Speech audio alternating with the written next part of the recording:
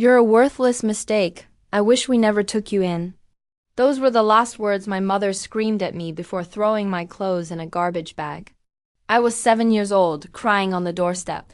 Today, 30 years later, she's sitting in my billion-dollar office begging for money. The best part? She has absolutely no idea that the powerful CEO she's desperately pleading with is the same worthless child she threw away. Let me tell you how the unwanted child became the woman everyone suddenly loves. My name is Elena Miller. But that's not the name you'll find on Forbes magazine or business headlines. More on that later. I was born into the Peterson family. Sounds fancy, right? Wrong. I was the mistake they never wanted. While my older brother Lucas got new bikes and my sister Hannah got ballet lessons, I got hand-me-down clothes that never fit. Why can't you be more like your siblings? Mom would say every single day. Dad never even looked at me. It was like I didn't exist. The worst part, family dinners. Picture this, a big dining table, everyone laughing and talking. Everyone except me. I sat at the corner, eating quietly while they discussed Lucas's football games and Hannah's school plays. When I tried to speak, Dad would say, "Children should be seen, not heard." But here's the twist you didn't see coming. I wasn't really their child. When I turned 8, my Aunt Linda pulled me aside. She was Mom's younger sister, the only person who ever showed me kindness. Her hands were shaking as she spoke. "Elena, there's something you need to know. Your parents adopted you when you were a baby. But they never wanted anyone to know." My world stopped. Everything made sense. Now, the cold looks, the constant rejection, the way they treated me like a burden. But why did they adopt me if they already had Lucas and Hannah? I whispered. Aunt Linda's face turned angry. "Because your mother couldn't have more children after Hannah. She was desperate for people to think she was this perfect, fertile woman. So they adopted you to look good in front of their church friends." Look good? They wanted everyone to see them as this generous Christian family who saved a poor orphan. But once they got the praise they wanted, they realized having a third child was actual work. They never planned to love you, Elena. You were just their charity project. "Why are you telling me this?" I whispered. "Because you deserve better. And because I'm going to give it to you." That night, Aunt Linda took me away. She didn't kidnap me, she had legal papers. Turns out, she'd been fighting for custody for months. The Petersons didn't even try to stop her. They were happy to get rid of me. But Aunt Linda taught me the most important lesson of my life. Never let them know who you really are. Use my last name, Miller. Build your own empire. When you're powerful enough, then you reveal the truth. Living with Aunt Linda was like entering a new world. She owned a small marketing company and worked 18 hours a day. She taught me everything: business, money, people. "Success is the best revenge," she'd say, "but smart revenge is even better." I was 12 when I started working at her company after school. Filing papers, answering phones, learning how businesses really work. Other kids played video games. I studied profit margins. By 16, I was running client meetings. By 18, I'd doubled her company's income. Aunt Linda looked at me with pride and said, "You're ready for the big league." She gave me seed money and her blessing. Go build something they'll never see coming. I moved to New York and started Miller Marketing Solutions. Not Peterson, Miller. That was my first victory, erasing their name from my identity. But success didn't come easy. I slept in my car for 3 months. Ate instant noodles for dinner every night. Made 1,000 cold calls that ended with people hanging up on me. Then came my first big client, a tech startup that became worth billions. They paid me $10 million for a campaign that made them famous overnight. "How did you know it would work?" the CEO asked me. I smiled and said, "When you've been ignored your whole life, you learn to see what everyone else misses."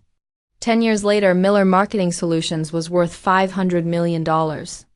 I was 31 years old and controlled advertising for half the Fortune 500 companies. But here's what nobody knew. I looked completely different from the scared little girl who left the Peterson house after a terrible car accident when I was 25, I needed reconstructive surgery on my face. The doctors did such a perfect job that even I sometimes didn't recognize myself in the mirror. I also had my naturally dark hair permanently changed to blonde, wore colored contacts to change my brown eyes to blue, and had laser surgery to fix my vision, so I needed designer glasses that changed the shape of my face. But the biggest change? I was no longer the skinny, scared little Elena Peterson. I was confident, powerful, and carried myself like the CEO I'd become. 24 years and complete physical transformation made me unrecognizable. Aunt Linda was so proud. She'd call me every Sunday.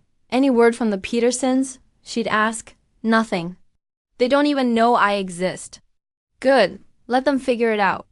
The hard way. But then everything changed. It was a Tuesday morning when my assistant knocked on my office door. Her face was pale. "Miss Miller, there's a call for you." "Someone claiming to be your mother?" My blood turned to ice. After 24 years of silence, Margaret Peterson was calling me. I picked up the phone with shaking hands. "Elena? Elena, honey, is that you? Honey?" She'd never called me honey in my entire childhood. "What do you want?" I asked coldly. "Oh, sweetheart, we've been looking for you everywhere. We heard about your success, and we're so proud of you." "Proud? These people never even came to my school plays." "We need to talk?" "It's about Linda. She left something for you. Something important." My heart stopped. Aunt Linda had died 3 months ago from cancer. I'd been with her in the hospital, holding her hand as she took her last breath. The Petersons hadn't even come to the funeral. "What are you talking about?" "She left you money, Elena. A lot of money. But there are complications. Can we meet?" I hung up without answering. But I knew exactly what this was about. Aunt Linda had been secretly rich. Much richer than even I knew. She'd left everything to me in her will. Somehow the Petersons had found out. But here's the twist they didn't know. I wasn't just Elena Miller, successful businesswoman. I was Elena Miller, billionaire CEO who'd been featured on magazine covers and news shows. They just didn't recognize me. I had my lawyer investigate. Sure enough, the Petersons were broke. Dad's construction business had failed. Mom had gambling debts. Lucas was unemployed, and Hannah's husband had left her with massive credit card bills. They needed money desperately. And they thought their long-lost adopted daughter had inherited a fortune from her aunt. They had no idea their daughter was the same woman whose face was on billboards across the city. I decided to play their game, but I was going to win. I called them back using a voice changer device, technology I'd learned about from my tech clients. "I'll meet with you, but not as family. I'm interviewing potential candidates for our company's charity program. If you qualify, I might consider helping you." "Interview?" Mom sounded confused. "Yes, with Elena Miller, CEO of Miller Marketing Solutions. She handles all charitable donations personally." There was silence. Then, Dad's voice. "Wait, you know the Elena Miller, the billionaire?" I smiled. "She's my employer. I can arrange a meeting if you're serious about needing help." They practically begged for the meeting. I spent hours preparing for this moment. I changed my whole appearance, different hairstyle, colored contacts, professional makeup that made me look nothing like the little girl they'd abandoned. The meeting was in my biggest conference room. I had cameras recording everything, for company records, I told them. When they walked in, my heart almost stopped. They looked old and desperate. Mom's hands were shaking. Dad kept looking around the room like he couldn't believe his daughter knew someone this powerful. They sat across from me, and for 5 whole minutes, they stared at my face. Not a flicker of recognition. "Thank you for agreeing to see us, Miss Miller," Mom said. "We understand you're considering us for your charity program." "That depends," I said, keeping my voice cold and professional. "Tell me about your family situation." And then they did something that broke and healed my heart at the same time. They told me the truth. "We had 3 children," Dad began. 2 biological children and 1 we adopted. "Tell me about the adopted child," I said, my pen ready to take notes.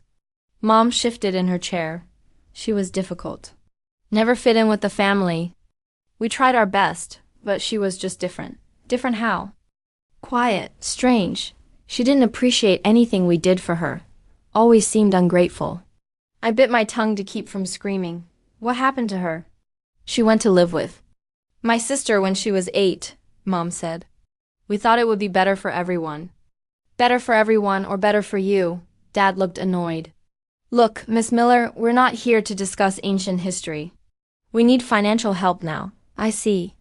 And this adopted daughter, do you ever think about her? Mom actually laughed. Why would we? She made her choice to leave. We haven't heard from her in over 20 years. Do you ever wonder if she succeeded in life? That girl? Dad snorted. She had no talent, no drive. She's probably struggling somewhere, blaming us for her problems. The cameras were recording every word. Interesting perspective, I said. So you believe you were good parents to her? We gave her a home, Mom snapped. Food, shelter, everything she needed. Except love? They both stared at me. Excuse me? Dad said, I'm asking if you loved her. A long pause. Then Mom said quietly, she wasn't easy to love. I kept pushing. I had to hear it all. If this adopted daughter walked through that door right now, what would you say to her? Mom thought for a moment. I'd ask her for help. We're family. After all, family? I couldn't hide the anger in my voice. You just said she wasn't easy to love. That doesn't change the fact that we raised her, Dad said. She owes us. She owes you? We could have put her back in the system any time. We kept her out of the goodness of our hearts. I had to leave the room. I told them I needed to review their application and stepped outside. I was shaking with rage and pain. My assistant followed me out. Are you okay, Miss Miller? You look pale. Get the legal team ready. And make sure those cameras caught everything. Ma'am, we're going live tonight. Prime time. Get every major network on the phone. I went back into the room, composed and professional. I have good news. Our company has decided to feature your story in our annual charity special. It's broadcast live to millions of people. Their faces lit up. You mean we'll get the money? Mom asked. If America believes your story deserves support, yes. Potentially. Millions of dollars. They were practically jumping in their seats. There's just one condition. You have to tell your complete, honest story. Including details about all your children, everything. Of course, Dad said. We're an open book. Good, because I'm going to ask you about that adopted daughter again. On live television, in front of 20 million people. Mom hesitated. Why do you keep asking about her? I smiled coldly. Because our viewers love redemption stories. Stories about family reconciliation. But we told you we don't know where she is. Leave that to me. 3 days later, we were live on national television. I'd promoted the show as the Elena Miller Charity Hour Special Edition. When family needs help, the Petersons sat on a beautiful stage, looking their best.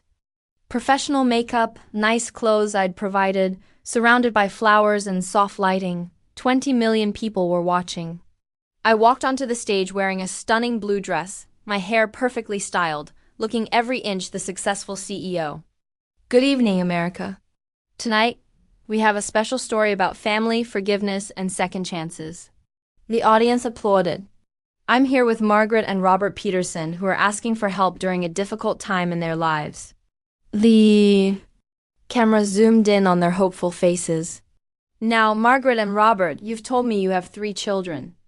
Tell America about them, Mom smiled proudly. Our son Lucas is a wonderful young man, and our daughter Hannah is just beautiful. We love them so much. And the 3rd child? Their smiles faded slightly. Well, she was adopted. We took her in when she was just a baby. How noble of you. And how did you treat this adopted daughter? Dad shifted uncomfortably. We treated her the same as the others. Really? The same? Of course. I smiled and walked closer to them. That's interesting because 3 days ago in my office you told me she wasn't easy to love. You said she was difficult and strange. You said she had no talent and no drive. The color drained from their faces. You're twisting our words, Mom stammered. Am I? Should we play the recording? The giant screen behind us lit up with the security footage from our meeting. America watched as Mom and Dad said horrible things about their adopted daughter. She was just different. Not easy to love. She had no talent, no drive. She owes us. The audience gasped. Some people started booing. I walked back to center stage. So let me understand this correctly. You abandoned this child when she was 8 years old, never contacted her again, but now that you need money, suddenly you're family? It's not like that, Dad protested. Then what is it like? Explain to America why you deserve help when you couldn't even love a helpless little girl. Mom started crying. We did our best. We were young parents. You were 42 when you adopted her, Margaret. That's hardly young. The audience was getting restless. I could hear people shouting from the crowd. Please, Mom begged. We're desperate. We've lost everything. Like you lost your daughter? That's different. How is it different? She chose to leave. I stopped walking. This was it. She was 8 years old, Margaret. Children don't choose to leave their families. They're abandoned by them. I walked over to a beautiful chair at center stage and sat down. You know what's funny? You keep asking me why I care so much about this adopted daughter. You want to know why her story matters to me? They nodded, confused. It's because I know her story very well. Better than anyone else in the world, actually. I reached up and slowly removed my designer glasses. I know about the dinner tables where she sat in silence. I pulled the pins from my hair and let it fall to its natural length. I know about the birthdays when she got nothing while her siblings got everything. I wiped away the professional makeup from my cheeks. I know about the cold nights when she cried herself to sleep, wondering why nobody loved her. The audience was completely silent now. The camera zoomed in on my face. I know all of this because ... I stood up and faced them directly. I am that adopted daughter. The silence was deafening, then chaos erupted. Mom collapsed back in her chair. Dad's mouth hung open. The audience exploded in gasps and shouts. That's impossible, Mom whispered. Is it, Margaret? Take a good look. I walked over to them, and now I could see recognition slowly creeping into their eyes. The scared little girl you threw away, she grew up. She became successful. She became everything you said she'd never be. Dad was shaking his head. Elena, is that really you? It's me, the daughter you said had no talent. No drive. The daughter who wasn't easy to love. Mom started crying harder. We didn't know ... Of course you didn't know. You never bothered to find out what happened to me after you abandoned me. The cameras caught every moment, broadcasting. It lived to 20 million people. For 24 years I built an empire. I became successful beyond your wildest dreams. And not once, did you ever wonder if I was okay. I turned to face the cameras. America, let me tell you what really happened. These people took in a baby girl, and when she didn't fit their perfect family image, they threw her away like garbage. I walked back to them. You want to know the truth about my childhood? I'll tell you. While Lucas got new clothes, I wore hand-me-downs with holes. While Hannah got ballet lessons, I was told activities cost too much money. While they got bedtime stories, I was sent to my room early for being difficult. Mom was sobbing now. Elena, please ... Please what? Please forgive you. Please pretend it didn't happen. I sat down across from them. Do you know what Aunt Linda told me the day she took me away? She says success is the best revenge. And she was right. I am successful. I am powerful. I am everything you said I'd never be. Dad finally found his voice. We made mistakes, but we're family. Family? I laughed, but there was no joy in it. You just spent an hour on national television explaining why I was never really family. I stood up and walked to center stage. Here's what's going to happen. You came here tonight hoping to get money from the successful daughter you abandoned. Well, congratulations. You found her. The audience was on the edge of their seats. Miller Marketing Solutions, my company, is worth $1.2 billion. The money you thought I inherited from Aunt Linda? That's pocket change compared to what I built myself. Their faces showed complete shock. So yes, I have the money you need. I have more money than you could spend in 10 lifetimes. Hope flickered in their eyes. But here's the thing about success and revenge. Sometimes the best revenge isn't giving people what they want. Sometimes it's showing them exactly what they lost. I walked back to them one final time. You lost the chance to love an amazing little girl. You lost the opportunity to watch her grow into a strong woman. You lost the right to be proud of her accomplishments.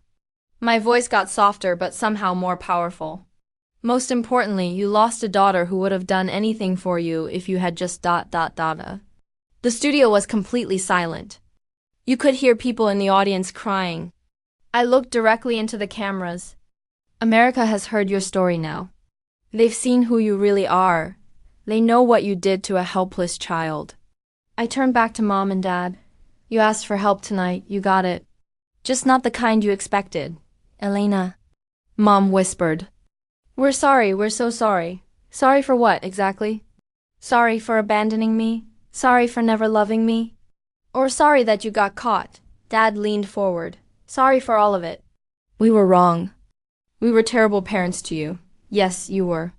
I walked to my chair and sat down again. But here's what you don't understand.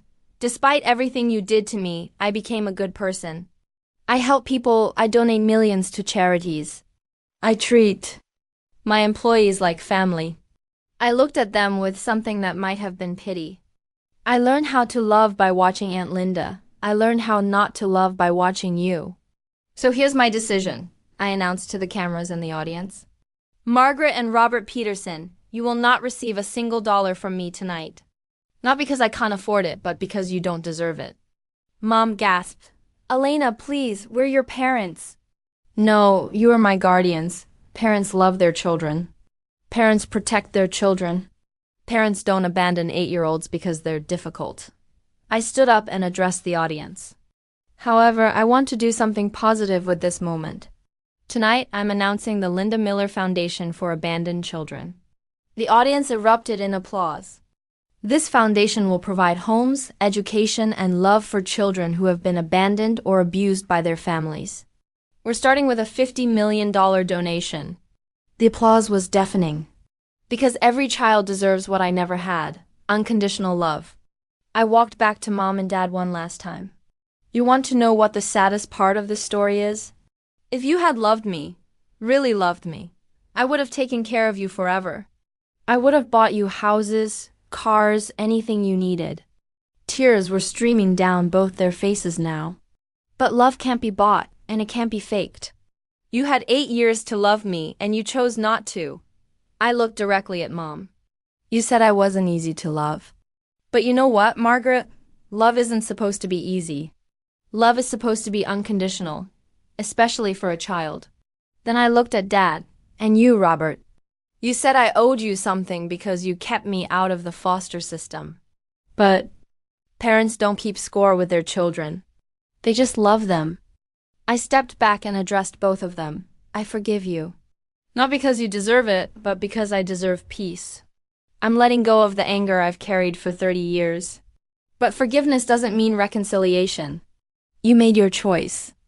24 years ago when you let me walk out that door without a fight. I'm making mine tonight. I turned to the cameras for the final time. To everyone watching who has ever felt unwanted, unloved, or abandoned, your worth is not determined by the people who failed to love you. You are valuable. You are important. You can build a beautiful life despite a broken beginning. The audience gave me a standing ovation. And to the parents out there, love your children. All of them, completely, unconditionally, because one day they might grow up to be everything you never believed they could be.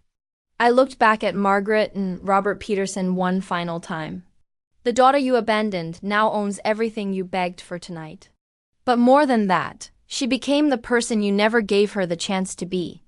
I walked off the stage as the credits rolled. 6 months later, the interview went viral worldwide. The Peterson story became a cautionary tale about parental love and abandonment. The Linda Miller Foundation has already helped over 500 children find loving homes. Margaret and Robert Peterson filed for bankruptcy 3 months later. Lucas and Hannah both reached out to me with apologies. I'm considering having coffee with Hannah. Lucas can wait a little longer. But here's something beautiful that happened. Last week, I got a letter from a 12-year-old girl named Lucy. She wrote, "Miss Miller, I saw your story on TV. My foster parents don't love me either. But now I know I can still become someone amazing like you did." I cried reading that letter. Then I called Lucy personally and told her something I wish someone had told me at her age. You are already amazing. You just need time to bloom. 3 days later, I visited Lucy's school and announced a new program, mentorship circles for abandoned children. Because no child should ever feel as alone as I did. As for me, I'm still Elena Miller, CEO and billionaire. But now I'm also Elena Miller, survivor and advocate for abandoned children. I've learned that healing others helps heal yourself. The scared little girl who sat alone at dinner tables grew up to own the biggest table in the room. And now, she's making sure every child gets a seat at that table. Sometimes people ask me if I regret the way everything happened. The answer is no. My pain became my purpose. My abandonment became my strength. My broken beginning led to a beautiful life. And you know what? She finally learned she was always worthy of love. She just had to find it in herself first. This story reminds us that our beginnings don't determine our endings. And sometimes the best revenge is simply becoming everything they said you never could be.